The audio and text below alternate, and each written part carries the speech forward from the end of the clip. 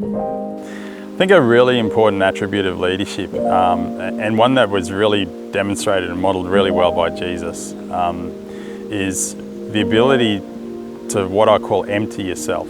And so for me, I actually find it quite hard to reconcile ego with leadership, because I think when there's a fair bit of ego involved, or particularly if you're really enjoying the fruits of leadership, that can sometimes get in the way. I think it impairs your judgment. And I mean, as I say, Jesus models this really well, because he goes from sitting at the right-hand side of God to, wandering around the dusty roads of Palestine with some fairly difficult characters in some respects.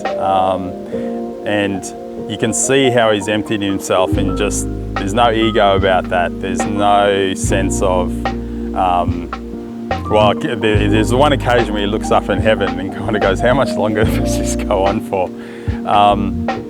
But he was very patient with the disciples. He was always available to them, and really doesn't adopt much in the way of airs and graces and that sort of thing. And I think that's actually a very countercultural approach to leadership, where I think, particularly in the secular world, people really aspire to leadership because they want the power, they want the control and that sort of thing.